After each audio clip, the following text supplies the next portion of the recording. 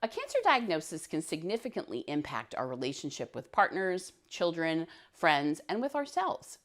This panel discussion with survivors and professionals will help you consider new ways to navigate these important relationships. Our panel today includes psychologist Dr. Kimberly Wallace Young, OCRA's Vice President of Patient Education and Programs, Tracy Moore, OCRA social work intern, Bridget Gabby, and 3 survivor volunteers, Nikki, Danielle, and Cindy. Thank you to our wonderful panelists for doing this.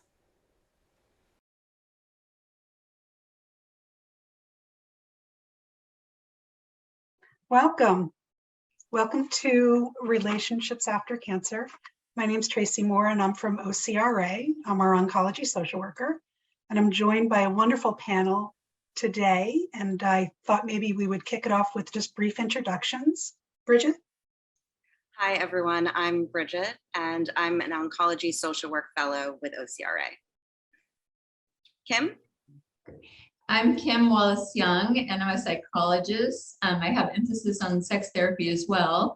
And I get the pleasure of working with many, many folks who have gone through oncology treatment and the recovery process. Nikki? Hi, everyone. I'm Nikki. I was diagnosed with stage 3 ovarian cancer at 30, and I finished treatment in 2019. I'm currently NED, and I'm based out of Georgia. Thanks. Danielle? Hi, I'm Danielle. I'm in Southern California, and I was diagnosed in March of 2021 with stage 1C clear cell and endometrioid ovarian cancer, and I am also NED. Fantastic. Thanks. Cindy? Hi, my name is Cindy, and I am in Honolulu, Hawaii. I was diagnosed last May 2021 at age 41 with stage 1 ovarian cancer and stage 1C3 uterine cancer. And I was done with treatment last year, September. Thank you all. So I'm going to get started and ask you a real serious one. What have you learned about yourselves since your diagnosis?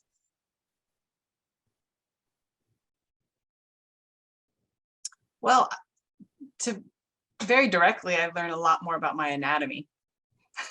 Even though I've given birth twice, I still didn't know that much about my ovaries and my uterus and until I lost them. So, and not just that, but just how menopause affects your body. Yeah, just how hormones affect everything. Yeah, so that's definitely something I've learned. Interesting. I would piggyback off of that, Cindy, because I was diagnosed so young. I was barely 2 years into my marriage to my wife. And so that really threw us for a loop. We had planned to have kids, and then cancer came a knocking and said, let's get rid of that dream real quick. So, I would say for me, I've always had a very positive body image of myself. I've never, had to face insecurity about that until cancer.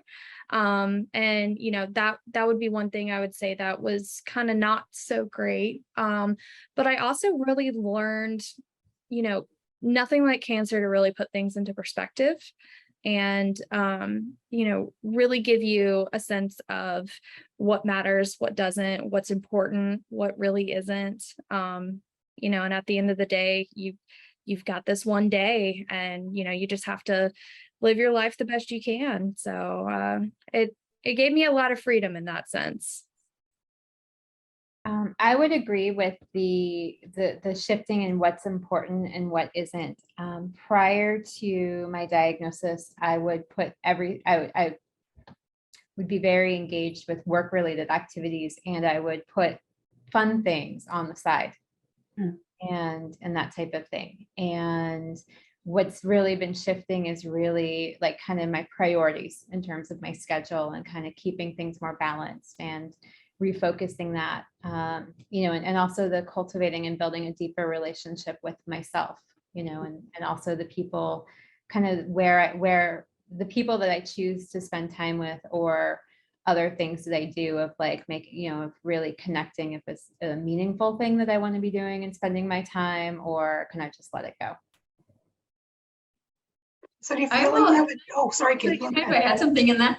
So I don't know that any of you on this panel knows, but my husband had gone through 8 years of cancer treatment due to melanoma. So from a caretaker perspective, I might see something as well that I feel like I learned about love in ways that love was a concept before that, and then love became an experience of doing things like showing up for those doctor's appointments, or being able to send just a lot of soothing grounding. He would get really anxious at our appointments, so I'd send a lot of grounding energy during that experience.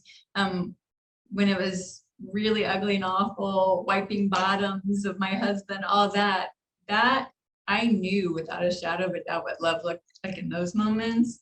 So that was an incredible relational experience for me.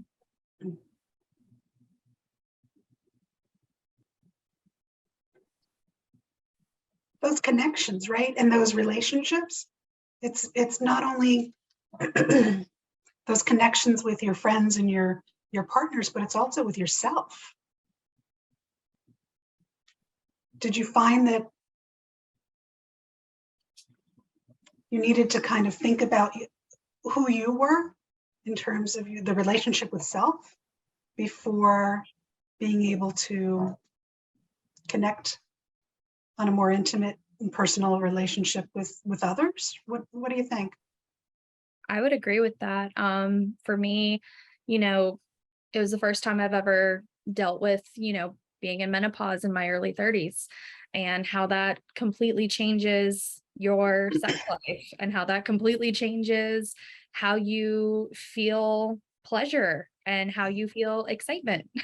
And my wife is a physical therapist, so naturally she was like, oh, you should try a pelvic PT. And that was the first time I had ever heard of going to someone who specialized in the area that my body was holding all this trauma. And it was the first time that I felt seen post-treatment.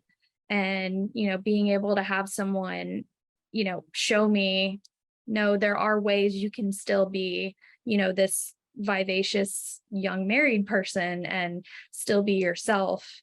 But it's very difficult. Your entire world gets turned upside down, and it can be hard, but it's also really rewarding and gratifying in the sense that you can kind of go back and alter the painting, if you will. If there are bits there that maybe you weren't a fan of before cancer, after cancer, you can modify yourself and modify your life to look like what you want it to look like. As Donnell was saying, it really shows you, what should be on the back burner and what shouldn't be. I don't know. What about you, Cindy and Donnell? Yeah, when I was first diagnosed, I was just heavily traumatized, and I didn't recognize myself. I didn't trust myself. I was so angry that I didn't want to talk to my friends and family because I thought that I would say things I didn't mean. When I lost my hair, I didn't want anyone to see me that way because I didn't like seeing myself that way. I literally thought to myself, like, I'm just going to hide out until my hair grows back.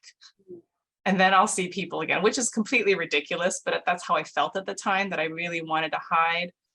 And I didn't want people to know that I was sick or think I was sick or pity me or change how they were with me. So that definitely made an impact on my relationships, because I literally just emailed everyone that needed to know, and I told them what happened, but I said, don't ask me any questions. I'm not your teacher about cancer. You can Google it.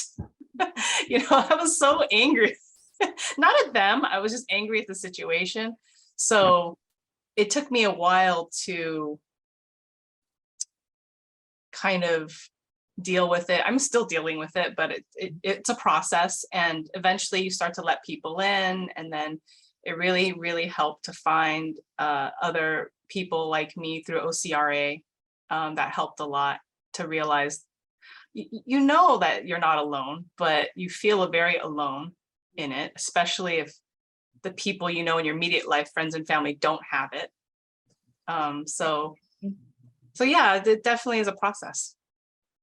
Yeah, I had a very different experience around my diagnosis, and I work in women's health professionally. So, and I'm also, my mom's also a survivor. So I was actually being monitored for several years. And so I knew deep down, you know, when I had something and had some delay with getting an ultrasound due to the pandemic. And it was weird because I felt a lot of the feelings and the fear while I was waiting. And when I was going through the imaging and getting transitioned to, you know, a really wonderful oncologist. And it kind of shifted things because I was afraid. And I had a lot of my friends kind of saying, oh, you're being a little over the top, you know, when I was expressing some of my worries and concerns. But then when I got diagnosed and I had a complication from the cancer with blood clots right before my surgery. And so That's how I presented. So I feel your pain. yeah, and it was, you know, so it's kind of like recovering from both. And the, you know, but a lot of the things that came up for me was because I know a lot anatomically and like some of the things to do, I had a lot of my friends and family where I was having to explain, you know, and that part can still be a little challenging. So I've gotten a lot better at creating boundaries and being like, this is feeling like work now. And I was having to do that sometimes in treatment. So I live alone. And so I was actually really grateful for that because I could have more time to myself, you know, and turn off the phone if I needed to. And I had a wonderful support system and people I'm close to who would come by and bring things. And I had people with me during treatment. But I also really appreciated having a lot of that space and also finding the support and finding, you know, like groups and connecting with other people through OCRA that were also in my age group, you know, with diagnosis and with being in my 40s was very different than, you know, my mom was in her 60s when she was diagnosed. So like, you know, very, very different there. And so I think that just being able to have that common language and experience of some of the factors can be really helpful too, with like the support with the community here. Danielle, that's really interesting when you mentioned that you live alone so you could shut off, because I have 2 kids, like 10 and 7. And so I just chose to completely not tell them. No, I mean, I told them that mommy was sick and I was going to take a medicine. It was going to make my hair fall out, but that was it, because I didn't want to use the C words, cancer, chemo, because they're very triggering. Because if they go to school and say those words, then some kid's going to be like, my grandfather died of cancer, you know? And I thought that would just, so I was so scared. I wanted to protect my kids. So I didn't lie to them. I just didn't completely tell the whole truth, but I did tell their teachers and their school counselor in case, you know, they were there. But it was just a constant, like I was in fear of, but eventually, yes, I told them, you know, and they still didn't really understand, but, you know, they're starting to. You guys seem to be really, you know, navigating this heaviness of like, each of you mentioned it, right? Of like, how do I figure this out? What this means about self? You know, Tracy's asking, like, what did you learn about self? And then trying to do that in the complexity of a system, whether it's with wife or kids or mothers or like, and it does become very, very complex. And I hadn't thought about this as concretely as before I heard each of you start to speak about how when you are in this very unknowing place of like, I can't even recognize my own self in the mirror because I don't have hair now, or I don't know what my body's doing because I'm having hot flashes now, or whatever the case may be. Your partners, your kiddos, your neighbors, like all those people who you're in a relationship with, they also are probably wandering around the world, wondering your intimate world, feeling very clueless. Like, who the heck is this person? Like, I thought I knew her so intimately, so beautifully, and now I don't know that I know her either. So tough stuff, guys, really heavy. Yeah, it was hard because when I lost my hair and shaved it, my little one couldn't look at me directly. He'd go like this. Oh. Not because he didn't love me. He said, I wasn't used to it yet. Yeah. But just seeing your little kid be like this. Yeah. Cindy, So- I almost had the opposite problem. I had a very supportive, almost too supportive, support group, who constantly wanted to, can I go with you to chemo? Can I take you anything? Can I send you anything? And it was great. But then there were also those times where I was like, in my room and just take a nap. Like, can we not? I don't want to talk on the phone right now. But I was very upfront with, and very thankfully cancer kind of released that latch, I guess, of me feeling like I have to like tamp down my feelings or tamp down my experience.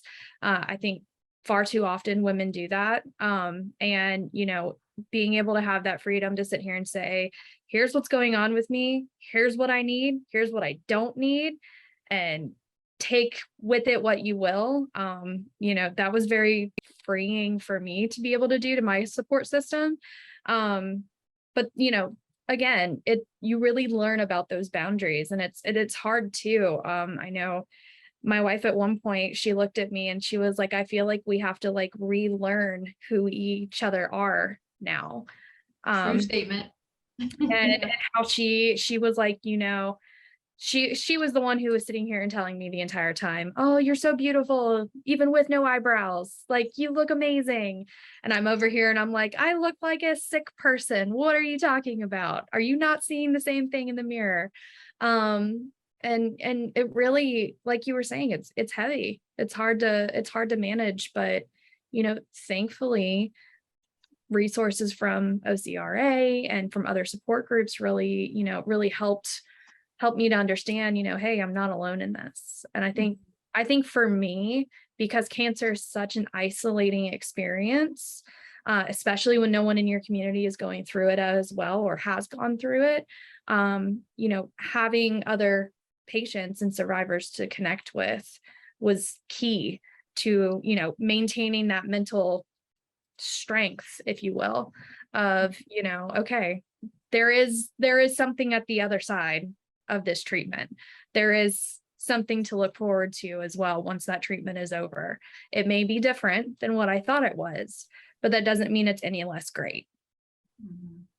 Yeah, you've been through that experience, so now you get to hold that as truth. But I'm really curious how each of you maybe navigated the idea that like there was beautiful insight, when your wife was saying to you, like, we've got to relearn, right? Like we have to figure out who we are now.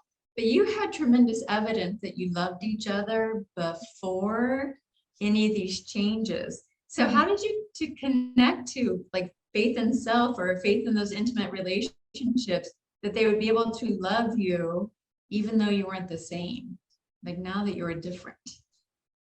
I think having those honest conversations, especially with your family or with those different relationships that are important in your life, explaining to them, I have feelings I don't know how to put words to, or I don't see myself the way that I used to. And so, what you've always known is the manual to me. Well, that manual has now completely altered and updated and changed. And we now need to, go on a crash course together of who is this person now and how does that person fit into this relationship still. And, you know, I got really lucky with my partner. She, you know, she told me, she said, it doesn't matter how many versions of you there are, I'm going to love each and every one of them. Yeah, she's pretty great. Jeez. She's pretty great. But, you know, I would say too, I had, for instance, in my family, you know, kids are a big deal. My sister has 4 kids. You know, my sister's husband comes from a big family. It's a big thing. So for me, you know, having kids and experiencing pregnancy was always something that I thought was magical of women.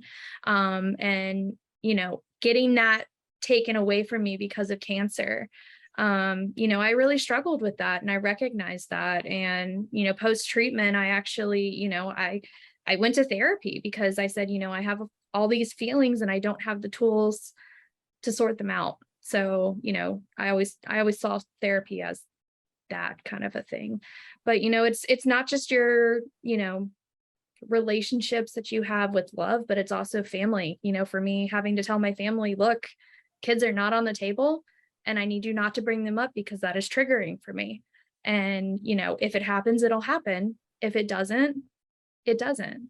But, you know, we need to reshape my worth in the family, not based on, you know, whether my uterus could do what it was supposed to do or not.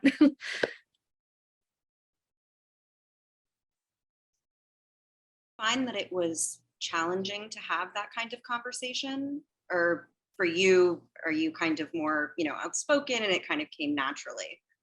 Yeah, I'm a pretty outspoken person. And then cancer just really like revved that up to like 20. Um, so, you know, pluses and minuses to that. But you know, I also, for me, having a lot of those hard conversations, it was also really easy to have them with humor, you know, and being able to explain to my family, like, you know, hey, this is the terminology. Here's what you need to know. Here's my thoughts. Here's what's acceptable to ask about. Here's what's not acceptable to ask about. You know, we can have a conversation about this, but if I want to tap out, I need to tap out, and we just need to come back to it another time. And they were really open to having those conversations, which was really beneficial. That's good. But yeah, I mean, I even had friends that when I got diagnosed, they were so worried and so scared and so just on edge. One of my best friends, she was like, I didn't know what to say, so I didn't say anything. And we didn't talk during treatment because she was like, I didn't know what to say and I didn't want to say the wrong thing. So I just didn't say anything at all. So, you know, you have all kinds of different relationships that get affected by this, and it's massive. It's a watermark that leaves behind, I guess. Yeah, No, go ahead, Danielle. I was gonna say, I definitely agree that it's with like, I've gone through a lot of different conversations with really close friends, and with some of them, I've had to ask for a little bit more space on things, you know, while trying to get, especially in more intimate or closer relationships, you know, to get reacquainted with myself. In other areas, I've also had the friends who just didn't say anything, or, you know, some of them called me and didn't really know what to say. And a few of them actually, you know, called and said, I haven't really known what to say. And they were kind of expecting me to feel how they would feel, or they were confused about my diagnosis or, you know, prognosis and all of that, and didn't want to bother me with asking questions. And I still sometimes have, you know, strange questions. Like I was at a doctor's appointment yesterday, and when they checked me in, they were like, do you still have menstrual periods? And I was like, no, you know, I had a hysterectomy, and this was at my new gynecological oncologist. And it was just one of the nurses, because it's a shared suite. So I was unprepared for that question in that particular setting. Mhm. But I also was aware that things that might have triggered some sadness, you know, before, like, some aren't as triggering as much either. which was a very interesting experience. As that happens, of like something that, you know, might have upset me a year ago if somebody asked, or even 6 months ago, you know, and to not get as upset by it, you know, and to see where I've healed in that area. But it's definitely, I think, still an ongoing process. You know, in many layers with all of this, you know, I didn't recognize myself in the mirror, and it was harder for me post-treatment when I went back to work than when I was in treatment. I would completely agree with you there, because when you're in treatment, you've got something to look forward to. You've got a goal in mind. You know, everything is regimented and scheduled out. And then as soon as you're done with treatment, it's kind of like, you know, okay, little bird, flee the nest. Good luck. Wait, how do I use these wings? What's going on? So in considering work, so I know some people maybe continued working throughout or came back to it. Did you disclose to your employers, and how did you feel about that process? Or did you not disclose? Do they still not know? Anyone? I had a very unusual circumstance. I had to quarantine from work for my surgery that I had just gone back to and in person. And then part of my work, I was working where I'm self-employed. In my self-employed part of my work, I ended up disclosing to anybody that was actively scheduled with me because I did not know how long I would be off work. I did work partially during treatment. Since being back at work with people who I hadn't met prior to treatment, I rarely disclose. You know, a few people know where it's kind of been relevant to something I'm working with them on, but in most cases I haven't. But I am in 3 different environments, and so it's interesting. Environment, it's fully disclosed because I was working there actively when I was diagnosed, and was also working remotely a little bit in treatment in various stages of head coverings to no longer wearing head coverings. And it sometimes comes up very relevant. In my other workplace, my coworkers and my colleagues know, because some of them were part of my support system and my closer support system.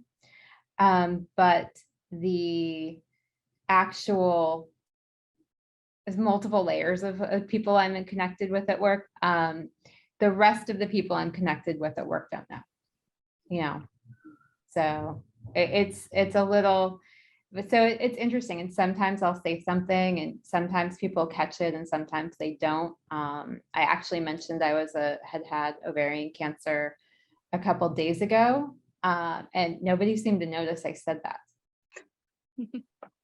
Which was really interesting, like in a room of 6 people. And it was just because somebody happened to ask me a question about ovarian cysts and something in age. And I said, oh, well, this. And I was like, oh, that's interesting. I don't think anybody noticed. Everybody's looking at their cell phones. I don't even think the person that answered the question for fully processed what I had just said. So you really never know also, you know, because so many, like what people are picking up on and what they don't. So. I gotta say, I don't love that they didn't notice. That's like such an important piece of information to have kind of float by. You know, like somebody should have picked up on that one, Danielle. That was really significant. Yeah, I know. I mean, yeah. I mean, I guess the context of what the setting I was in, I think that's part of it too. Yeah. So without going further into that part of it, but it was, yeah, you know, and other times people but in the setting where it has been disclosed more openly, I've found that both my coworkers and the graduate students I'm working with have all been really respectful. And so, so that's been really nice. Like people have been very respectful. They don't really ask prying questions. Like if I say something, they will listen. And all of my colleagues and a lot of coworkers, came over and were asking how I was doing when I first got back. So it's been really good overall, Mhm. just different. And as I said, there's like 4 different components of like people I'm working with actively too. So I disclosed to my work while so long story short, my cancer was a complete surprise to me when I got diagnosed. I actually went into urgent care because I thought I had walking pneumonia that went bad. Turns out I had blood clots, and those 9 blood clots turned into ovarian cancer diagnosis. So for me, I took a day off from work and thought, oh, I'm just going to go to urgent care and call it a sick day and come back later. And then, flash to 8 weeks later, I've recovered from my radical hysterectomy. I've had my first round of chemo. Already, I'm off of short-term disability, but at the time, I was working in the pharmaceutical sciences field anyways. And I continue to do so now. But what was really great was that, this was pre-COVID. This was 2019. And, I luckily had a team of people that, were very, hey, work at home when you feel like it. It's totally okay if you don't work, the first 3 days of the week because you do chemo on Fridays and it hits you on Sundays. So Monday, Tuesday, Wednesday, we don't expect you to be there. But, Thursday and Friday, if you're feeling up to it, we're here for you. So I got really lucky in that sense that I had, a workplace that was very open to allowing that. And, they were very understanding. They even sent me flowers to the hospital, which was really sweet. But yeah, I got lucky in that sense. I honestly, when it comes to support around cancer, I do have to say I was very, very grateful for all of the support that I did receive all across the board. But yeah, I'm happy I disclosed too, because it made everything that I was going through treatment and recovering from treatment and then going back to treatment and that vicious cycle that you go through with chemo. It was really helpful for me because I wasn't stressing about work in the back of my head. I knew I still had my job. I knew I worked when I worked, but for the most part, if I wasn't up to it, I didn't have to feel like I had to push myself to do it. And a lot of people in my generation, we work hard way too long, way too much of the day. It's hard for us to have that work-life balance. So, working for a company that gave me that opportunity to have that when I needed it most, it was really helpful. something I should probably add in with too, with my support system, with the clients and patients I did disclose to in my work, were also part of them became part of my support system. And so one person, their family made me soup every infusion, and like brought me like a homemade soup. Another drove me, who had lost a family member to ovarian cancer, dear friend and very, very long time client. She, went with me to multiple appointments, and I had I had a couple patients who I had people bringing me flowers and some other people had offered to go to infusions with me, like that I was not expecting. Like I'd actually had a patients ask me if they could go, if I could have people there. And I was like, oh, that's interesting. And they would call and check on me and they're like, you never took us up on our offer. And I said, I know, but it was very generous of you to offer to come and spend 8 hours with me.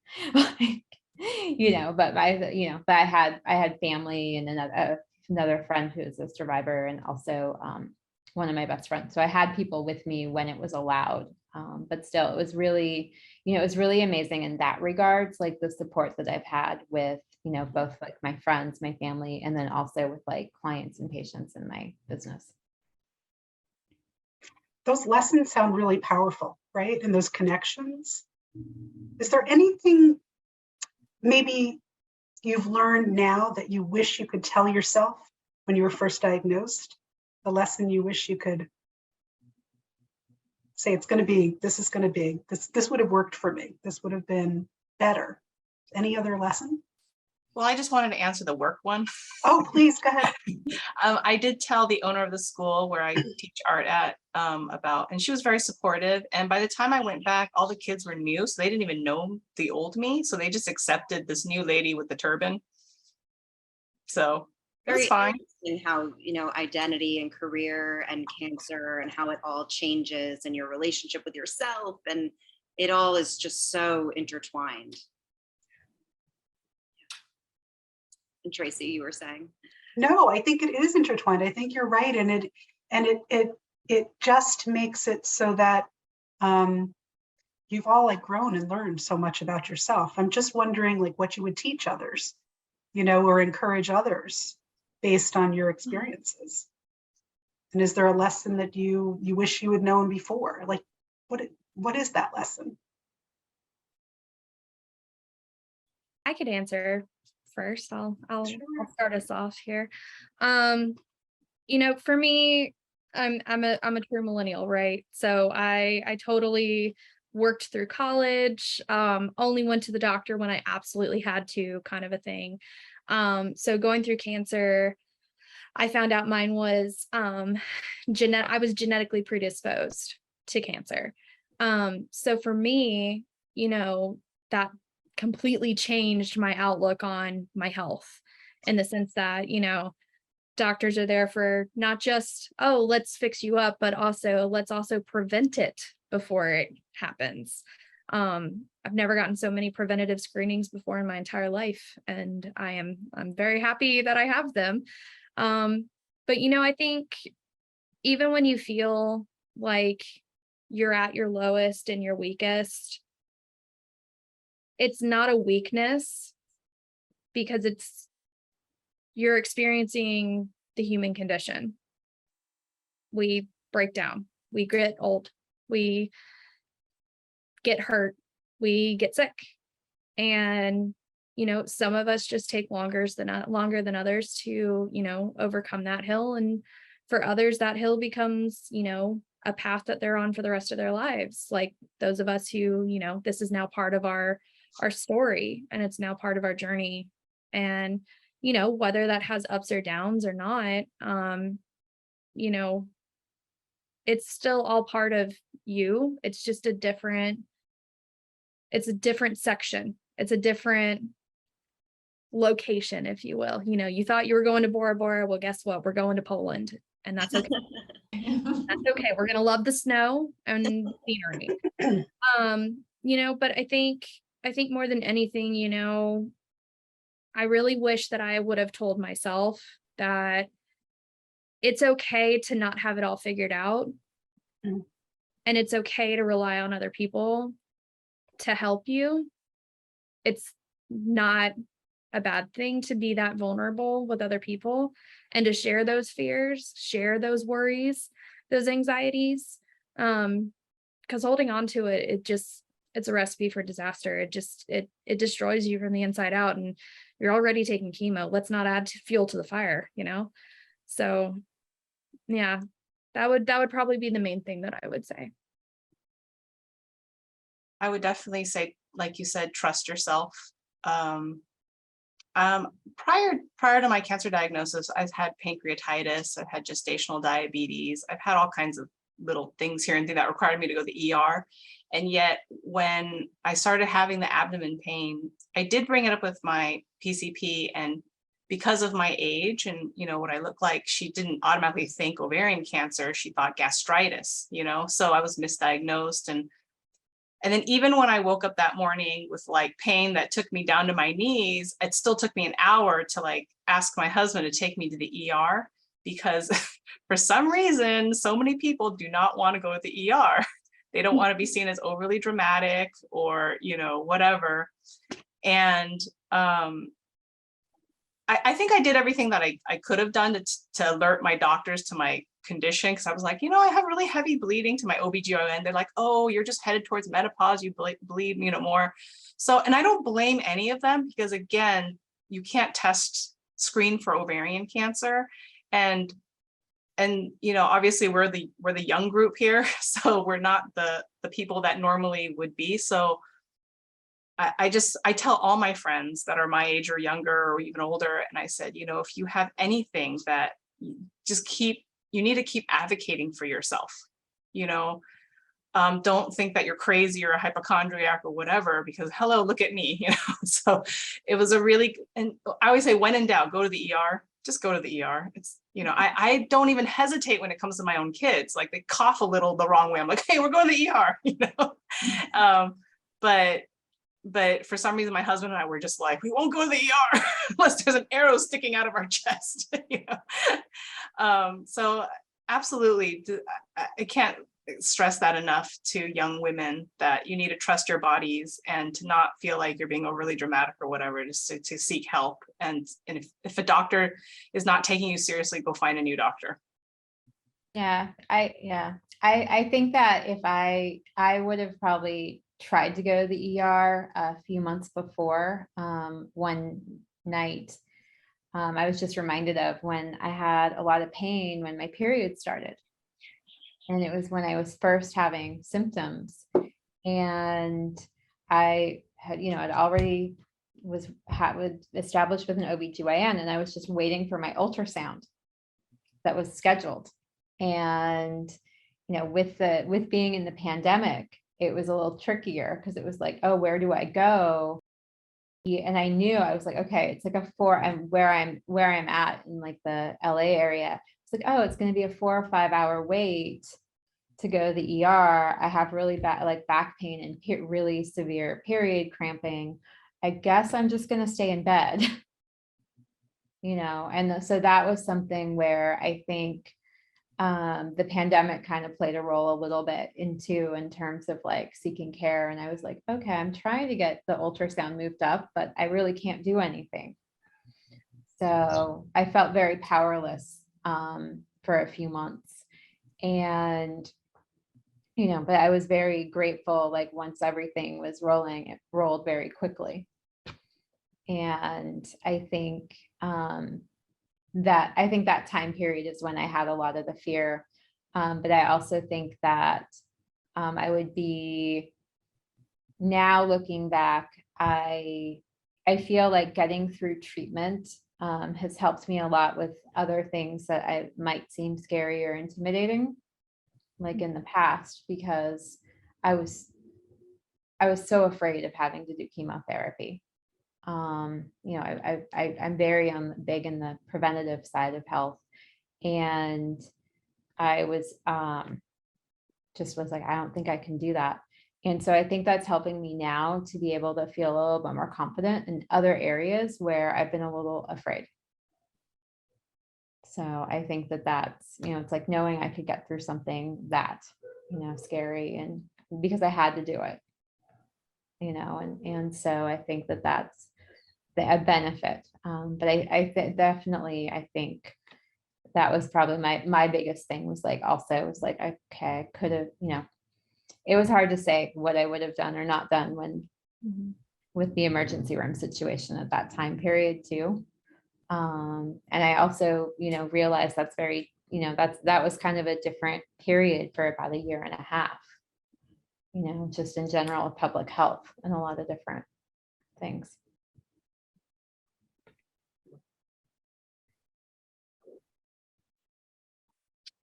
I also recommend self-care, besides just going to the doctors and what they give you in terms of pain medication and whatnot. I did acupuncture, I did massage, I did cupping. And even if you can't afford these things, it's okay. Like, just go for a walk in nature. I swim every day. I'm lucky, I live in Hawaii, so I can go to the beach, you know, but I mean, whatever that you have available to you that gives you peace and comfort. But definitely movement helped a lot. you know. I'm not saying laying in bed and watching Netflix isn't good for you. It's good for you too. You know, absolutely. But, you know, definitely movement helps just, it helps bring life back into your body, you know. So that's a huge thing for me. Yeah, I would add one more thing that, you know your body better than you probably think you do. And, if something doesn't feel right, tell somebody. If, you know, as much as you want to go somewhere, but your body is just bone tired from treatment, stay home, take that nap. I found that really giving yourself the time to heal is key. And whether that is physically, emotionally, mentally, there's so many things. A lot of people like to say that, once you've got cancer, there's the treatment and then there's your new normal. I hate that term, new normal. I like to say, cancer is like a nuclear bomb on your life, right? You got to deal with the fallout at some point. And sometimes, it's great. And sometimes it's really crappy. And it's okay if you're not this brave warrior 24/7. You don't have to be brave. You don't have to be a warrior, but you do need to take care of yourself.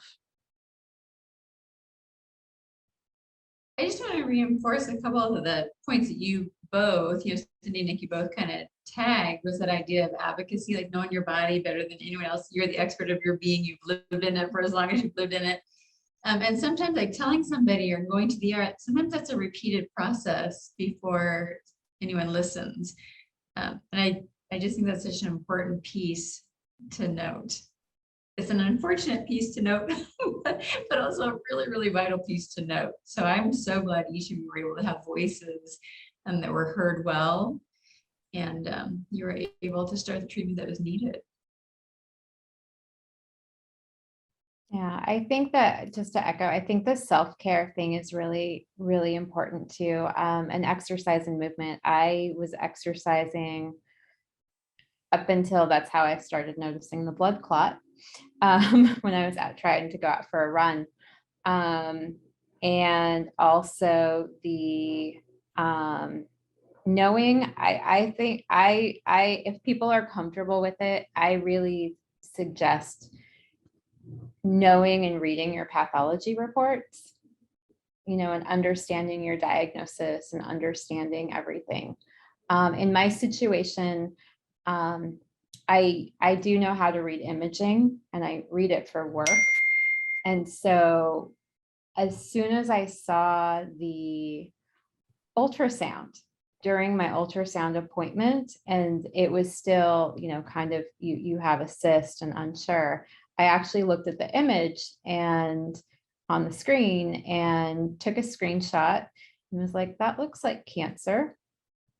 And then I came home and I emailed a colleague. And then, when my report came in and, and I was like, oh, okay. I was like, they're shadowing. And so it was really interesting because it was like, I started planning myself, and I recognize most people are not going to have that experience. I felt a little guilt about that initially, that I wasn't as surprised as others, about their diagnosis. I was, but it was in a different way that I was surprised, if that makes sense. And and so I started planning like my self-care, around like for when I had the surgery and all of that, to be able to, have a lot of different things. I work, and so I think that being able to prepare, for what you need to be more comfortable at home, in recovering is also really important if you're able to. But again, like that trusting piece is important. And also the paying. I think it's really important to be able to pay attention, because the medical jargon and terminology can seem so overwhelming at times. And I think it's definitely, if you don't understand something, ask your doctors, if you want something explained. I have asked some really technical questions of my oncologist at times. And, and she always answers. And I probably know more on some topics than I really need to of things I've asked about. But the point is, it's like and looking at the research and studying, and I think that there's a lot of information on the internet, and a lot of it can be, not necessarily the best information, and can create a lot of fear. And so I think doing your own research is also really good, but also then using that to be able to ask questions to learn more. These are really, this conversation could go on, and you are such a wealth of knowledge, and it's really taken a lot of courage to be sharing yourselves and these experiences. And I really want to thank you, because when I hear self-care and advocate and dealing with fallout, right? And trusting yourself and learning to be who you are now is really powerful. I really want to thank you for spending the time together to share this information. So thank you so much. I'm sure this will be a dialogue we continue in the future.